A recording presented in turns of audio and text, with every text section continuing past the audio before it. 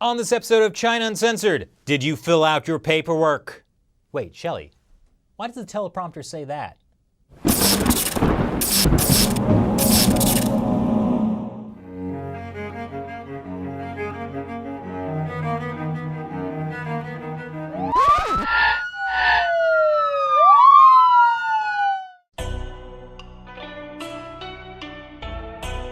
Hi, welcome to China Uncensored. I'm your host, Chris Chappell. Tibet, a land of happiness and freedom, according to the Chinese Communist Party. In fact, Tibet's capital tops state-run CCTV's poll as the happiest place in China. Sorry, Mickey, I'm sure Shanghai Disneyland came in a close second. But unlike Disneyland, if you try to flee Tibet, Chinese soldiers will actually shoot you. But there's more good news for the happy people living in Tibet. It turns out that even after death, they will still feel the loving embrace of Chinese bureaucracy. Traditionally, Tibetan Buddhists believe that after death, their soul re-enters the cycle of samsara, and they will be reborn based on their karma or their wishes from a previous life. Clearly, a slow, inefficient process riddled with problems.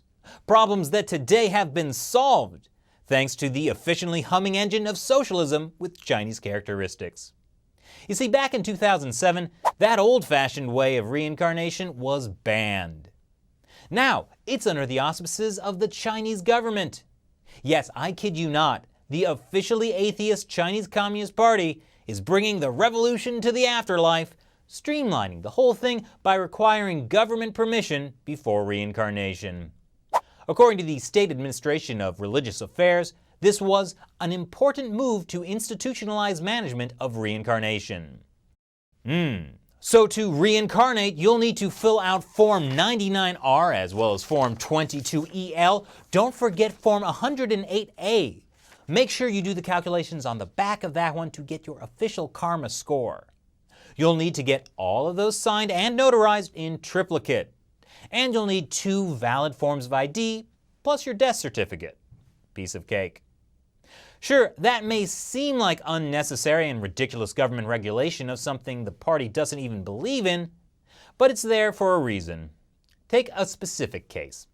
Under the sloppy way reincarnation was handled in the past, this boy was mistakenly identified as the Panchen Lama, the number 2 religious figure in Tibetan Buddhism.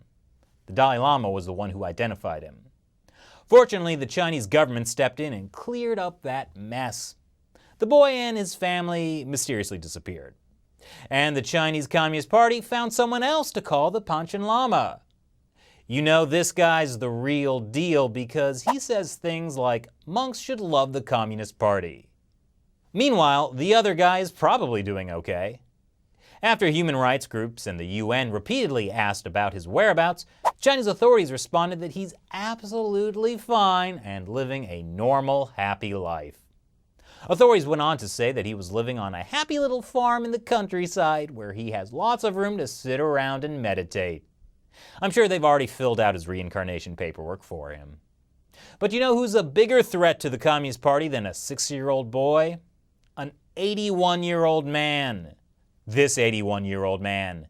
That Nazi, terrorist, wolf in monk's robes. Well, he's not going to live forever.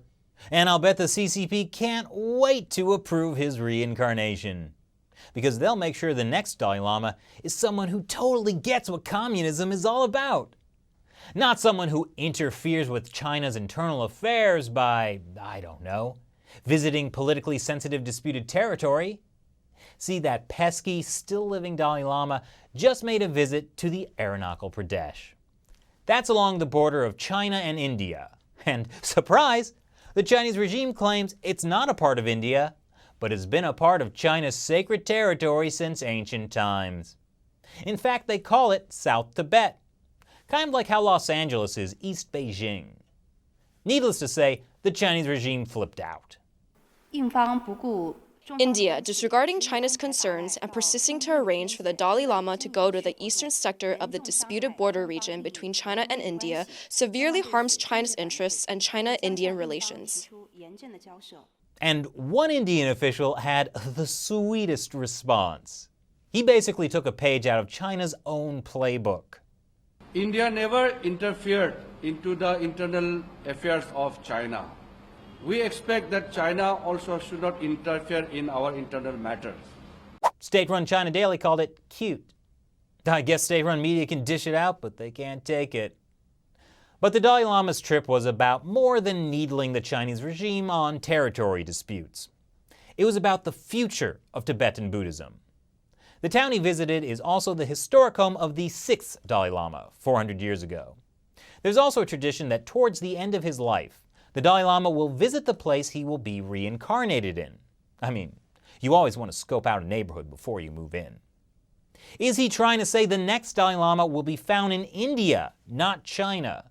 Clearly he doesn't understand China's laws on reincarnation. Some Buddhist master he is.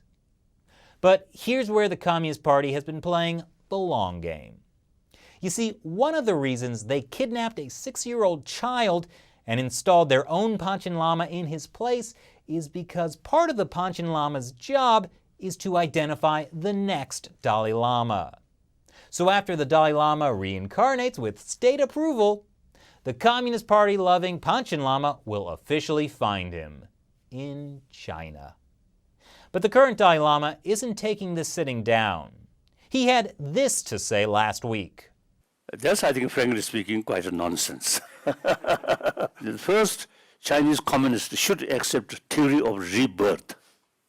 And then second, Chinese government should recognize Chairman Mao Zedong's reincarnation as well as Deng Xiaoping's reincarnation. Then there is some logical showing concern about Dalai Lama's reincarnation. Ouch! I think the Communist Party might need some lotion for that burn. I have a feeling the next party-approved reincarnation of the Dalai Lama won't be quite as sassy.